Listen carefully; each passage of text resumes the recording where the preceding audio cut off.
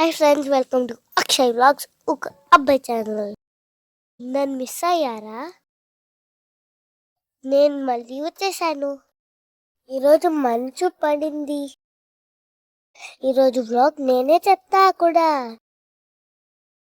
Holidays కదా friends, అందుకే మా అమ్మమ్మ ఇంటికి వచ్చాం. మా అమ్మ దగ్గర డబ్బింగ్ నేర్చుకుంటున్నాను. పాలబ్బాయి వచ్చాడు, నాకు పాలు తెచ్చాడు. ఇంకా మా తాత ఫ్రూట్స్ తెచ్చారు. పాలు తాగితే చాలా స్ట్రాంగ్ ఇంకా హైట్ అవుతారు పిల్లలు కదా ఫ్రెండ్స్. బఫెలోస్ అవన్నీ నుంచే పాలు వస్తున్నాయి ఫార్మ్స్ నుంచి, కానీ సిటీస్లో ప్యాకెట్స్ నుంచి వస్తున్నాయి పాలు. హాయ్ అండి, ఈ వీడియో మళ్ళీ పెట్టడం జరిగింది ఎందుకంటే అంతకుముందు దాంట్లో మ్యూజిక్ ఉందన్నమాట. దానివల్ల మనకు ఒక మెయిల్ వచ్చింది, సో అది తీసి మళ్ళీ పెడుతూ ఉన్నాను. చిన్నప్పుడు స్కూల్లో మా మిస్ షేరింగ్ ఇస్ కేరింగ్ అండి. ఇంకా మా రిలేటివ్స్ కూడా షేర్ చేస్తున్నారు ఫ్రూట్స్ అండ్ వెజిటేబుల్స్. మా అమ్మమ్మ ఈరోజు ఒక రెసిపీ చూపిస్తుంది. అది తాటి చేప. తాటి పండుతో చేస్తారు. పండు పైన డిప్ప తీసేసి నీళ్ళతో బాగా క్లీన్ చేసుకోవాలి.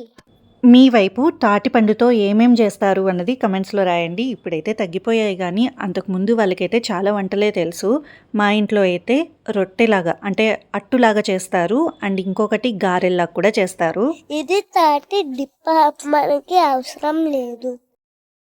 తాటి పండు క్లీన్ అయిపోయింది. ఇప్పుడు ప్రాసెస్కి వెళ్దాం.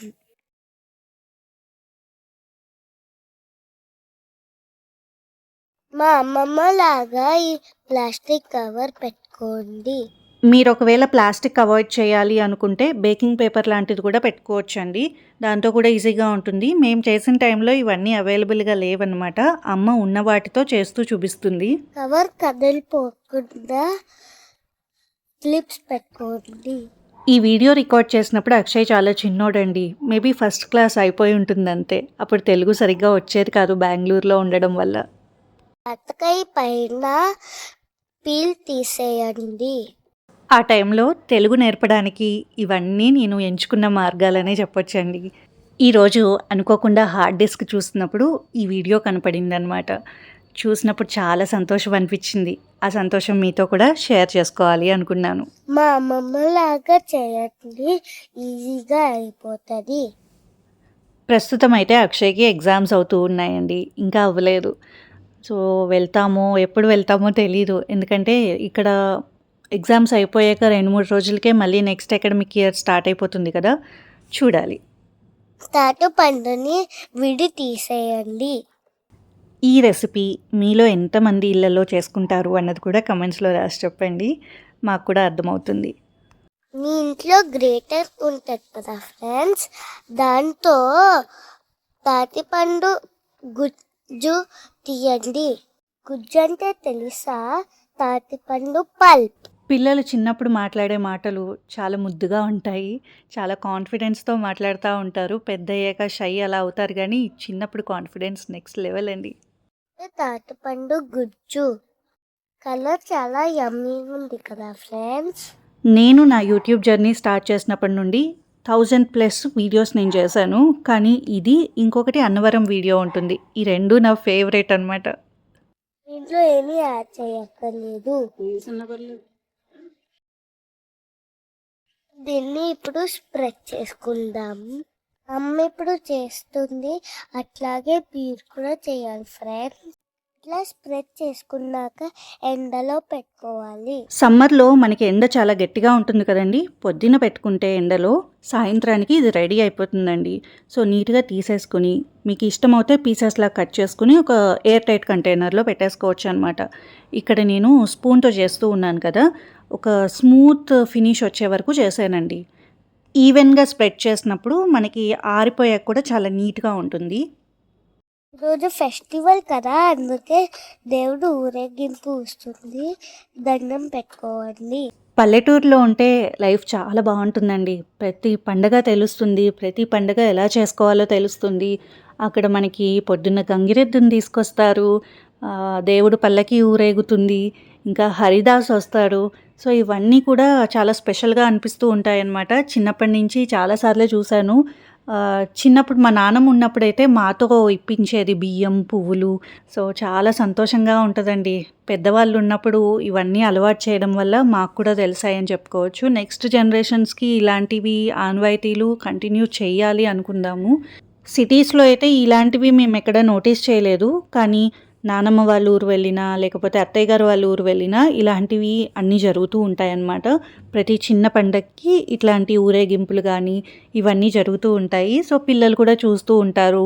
బ్లెస్సింగ్స్ తీసుకుంటూ ఉంటారు. చాలా సంతోషంగా ఉంటాయి ఇవన్నీ చూడ్డానికి. తాటి చేప రెడీ అయిపోయింది, ఇంకా డ్రై అయిపోయింది కూడా. మా అమ్మమ్మ ఎట్లా తీసేస్తుందో మీరు కూడా ఫాలో అవ్వండి. ఫాలో అంట అవ్వండి. సో, అప్పుడు భలే క్యూట్‌గా చెప్పాడండి అసలు. ఇది ఒకటి అన్నవరం వెళ్ళినప్పుడు. అది అత్తయ్య గారు వాళ్ళతో వెళ్ళిందనమాట వీడియో. సో, అదొకటి. చాలా బాగా చెప్తాడు. ఈ రెండిటిలోనే తను వాయిస్ ఓవర్ ఇచ్చాడు. ఆ తర్వాత కొంచెం కొంచెం పెద్దయిపోతూ ఉంటే ఫ్రెండ్సు, ఆటలు వీటిలో బిజీ అయిపోయేవాడనమాట. నేనంత అడగలేదు, ఫోర్స్ చేయలేదు. తను చెప్తా అనలేదు. కానీ తను చెప్పిన ప్రతిసారి ఎలా చెప్తాడంటే స్టార్టింగ్ మీరు చూస్తుంది అక్షయ్ వ్లాగ్స్ అనేస్తాడు. సిరి వ్లాగ్స్ అన్నాడు. ఒక అబ్బాయి ఛానల్ అని చెప్తాడనమాట. సో, ఆ క్లారిటీ అయితే ఉంది అక్షయ్‌లో. నాకది ఫస్ట్ స్టార్టింగ్ అయితే భలే నవ్వొస్తదండి అసలు. ఎప్పుడు చూసినా కూడా ఒక స్మైల్ అయితే వచ్చేస్తది. ఏదో ఎనర్జీ ఇట్లా వచ్చేసినట్టు అనిపిస్తదనమాట. సో, భలే క్యూట్‌గా ఉంటాయి తన మాటలు. ఇప్పుడు ఇంకా పెద్దోడైపోతున్నాడు కదండీ! ఇంకా నెక్స్ట్ బర్త్‌డే తర్వాత ఇంకా టీనేజ్. సో, మూడ్ స్వింగ్స్ అయితే అంతా ఇంతా కాదనమాట. ఏదో పెద్దోళ్ళయిపోయిన ఫీలింగ్‌లు. సో, అప్పటికి ఇప్పటికి చాలా మార్పులు. నాకు చెప్పాలనిపిస్తది. ఒక టీనేజ్ స్టేజ్‌లోకి వెళ్తున్నప్పుడు పిల్లల్లో వచ్చే మార్పులవి చెప్పాలనిపిస్తది. కానీ తెలీదండి. ఎంతవరకు దాన్ని యాక్సెప్ట్ చేస్తారో ఐడియా లేదు.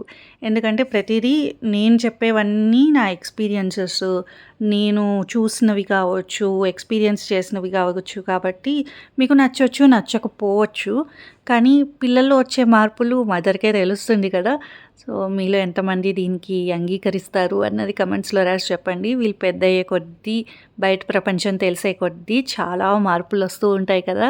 ఇప్పటికి కూడా మేము ఊరెళ్ళినప్పుడు మమ్మల్ని చిన్న పిల్లల్లాగే ట్రీట్ చేస్తూ ఉంటారు. మేము పెద్దోళ్ళం అయ్యామంటే వాళ్ళు ఒప్పుకోరనమాట. అలాంటిది మా పిల్లలు మాకు చుక్కలు చూపిస్తున్నారండి. వాళ్ళకి ఎన్ని మూడ్ స్వింగ్స్ ఉంటాయంటే అబ్బో! చెప్పలేము. ప్రతీదీ వాళ్ళకే తెలుసు.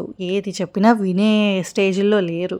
ఈ స్టేజెస్ చాలా టిపికల్ స్టేజెస్ అనమాట. వాటిని హ్యాండిల్ చేయడానికి చాలా ఓపిక, నిదానం, పేషెన్స్ చాలా కావాలి.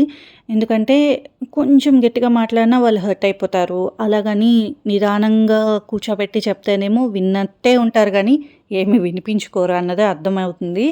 ఒక ఫేజ్ నుండి ఇంకో ఫేజ్‌కి వెళ్తూ ఉన్నప్పుడు మనకు కూడా చాలా కొత్తగా అనిపియొచ్చు. కానీ మనం యాక్సెప్ట్ చేయాలి. వాళ్ళు ఎదుగుతూ ఉన్నారు. వాళ్ళకి బయట ప్రపంచం ఎక్కువ తెలుస్తూ ఉంది కాబట్టి ఆ మార్పులొస్తూ ఉన్నాయన్నది అర్థం చేసుకుంటూ ఉండాలి. ఇక్కడ మా అమ్మని చూస్తున్నారా అసలు నవ్వుకుంటూ ఎంత ఎంజాయ్ చేస్తూ తన పనులు తను చేసుకుంటుందో అది కట్ చేయడం కూడా ఏదో షాప్స్‌లో ఉంటాయి చూడండి అంత డీటెయిల్డ్‌గా చేస్తదనమాట ప్రతి పని. నైఫ్ లేకపోతే సిజర్తో కట్ చేసుకోండి.